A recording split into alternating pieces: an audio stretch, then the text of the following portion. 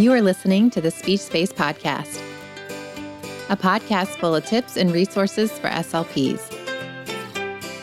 I'm your host, Jessica Cassidy, and this is episode 98.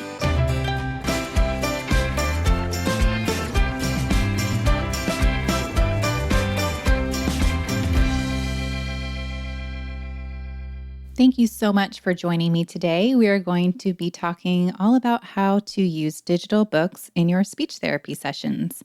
Before we get started, I wanted to mention that this podcast is brought to you by the Digital SLP membership site, which is a site that features time-saving, interactive digital resources that are all teletherapy platform friendly. You can learn more or sign up by going to thedigitalslp.com/digitalslp.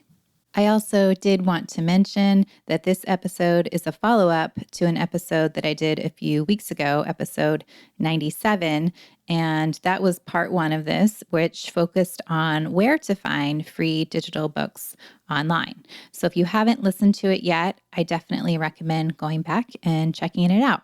In that episode, I shared how I love using digital books in speech therapy because they are so flexible. And in today's episode, we're going to talk a little bit more about how to maximize that flexibility and how to use digital books to address many different intervention areas. As we dive into today's topic, one of the most important ideas to keep in mind is that digital books are still books. This probably sounds pretty obvious, but sometimes it's easy to get caught up in categorizing materials as digital or non-digital. Or if you're newer to digital materials, it can be easy to get overwhelmed. But the truth is that if you know how to use physical books in therapy, then you also know how to use digital books in therapy. Almost any activity you already enjoy doing with physical books can be adapted to work with digital books. So that would be my first recommendation.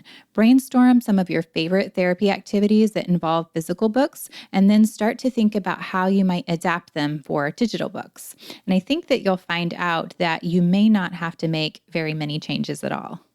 Now, let's go ahead and talk about how to use digital books to support using themes in speech therapy. Several months ago, I wrote a blog post about the benefits of using themes in speech therapy, and I'll be sure to link that in the show notes in case you want to take a look.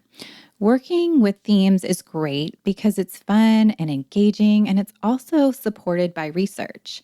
But it's important to remember that using cute clip art does not make a session theme-based. We need to introduce thematic activities that have depth and meaning and include opportunities for student-led discoveries. Digital books are great for this. We can use them to provide context before starting a thematic unit, or we can use them to answer questions that come up organically over the course of a unit.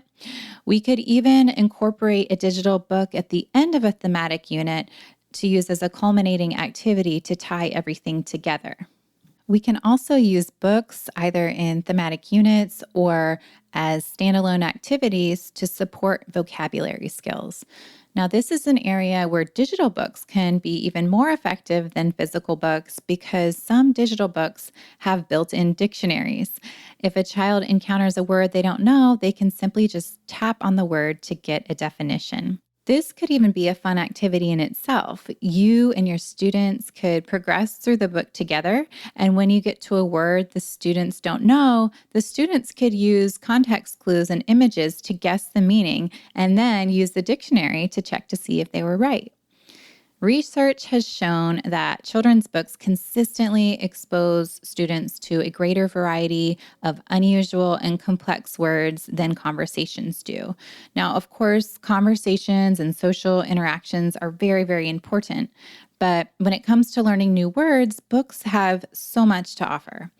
Digital books are also great for working with parts of speech or other semantic categories. Your students could go on an adjective hunt and they could use the highlighter feature that some digital books have in order to highlight all of the adjectives. That's just one possibility, though. I'm sure that if you think about it and you kind of think back to what you've been doing with your physical books, I'm sure you will think of many more ideas. Digital books are also really great for curriculum-based intervention. And I'm sure that all the school SLPs out there are very familiar with the Common Core language standards and how they emphasize vocabulary knowledge. Another area that's strongly emphasized within Common Core is discussion skills. Students need to be able to listen to each other, ask each other questions, build on each other's comments, and provide evidence for the statements that they make whenever they're having a discussion. These skills can be really challenging for a lot of the students that we work with, especially those with developmental language disorder. And digital books are a great way to practice these skills. When you work on these skills, it's especially important to select high interest books that are likely to be engaging for your students. After you read the book together, you can even start the discussion with a very simple question like, did you like the book? Why or why not? And encourage students to give specific examples from the book to support their answers. Digital books are really helpful with this because they often have features that make it easy to quickly navigate between different parts of the book during the discussion. So far today, we've focused on language skills, but digital books can also be great for our students who are working on articulation. One of the tricky things to consider when we use books for articulation therapy is that often our kids with articulation goals tend to be younger and might not be able to read just yet. There are a few ways to address this challenge. First, we can select digital books with fun visuals that are likely to encourage productions of the target sound just by the student looking at the pictures and talking about what they see. For example, if a child is working on S blends, we could use any book that has photos or illustrations of snow. For the sh sound, we could use books with pictures of sharks. And for the K sound, we could use books with pictures of cats, for example. So I'm sure you get the idea, but you just pull any sort of picture that has the target sound that your student's working on and go for it. Second, I love to use books that have predictable text or repeating phrases that use the target sounds. So this way, after a few pages, the student is able to say some of the lines along with me, even if they can't actually read the words.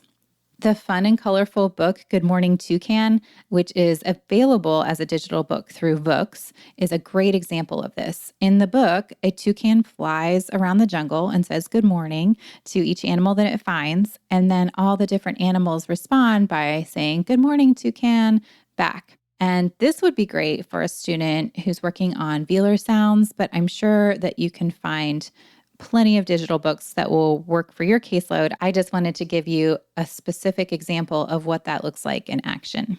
To close out our episode, I just wanted to talk about one population of students that I think specifically benefits from the use of digital books, and then I have one bonus idea for you. We all know that literacy skills are closely connected with language development and academic growth. We also all know that motivation plays a significant role in learning, but it's highly likely that many of the students on our caseloads are reluctant readers.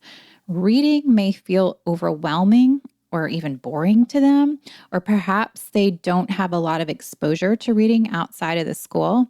And this is where we can really use our students' love of digital books to help them stay engaged. Digital books can become an entry point that may feel more accessible to struggling readers and may accelerate their ability to really experience the power of books. Okay, so I have just one more idea for you today. If you and your students enjoy working with digital books together, why not try creating your own digital books as a speech therapy activity? This is a great way to bring in some student creativity and give them a chance to take ownership over their own learning. Students could create a sequel to the book that they love, or they could create a nonfiction book about a topic of interest, or they could even create a digital book based on personal narratives about their own experiences. So there's so many possibilities here. There are many options out there for making digital books, so you'll definitely want to do some research to find out which one works best for your needs. I really like bookcreator.com because it's very easy to use and it has collaboration tools in addition to great template options if students need help getting started. I hope today's episode helped to get your creativity flowing as you think about how to use digital books in your speech therapy sessions. There are so many possibilities that we didn't even have time to talk about.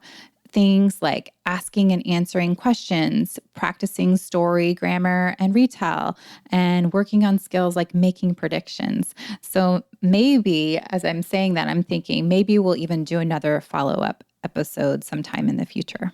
If you enjoyed today's podcast, I would really love it if you would take a moment to leave a 5-star review to make it easier for fellow SLPs to find this podcast.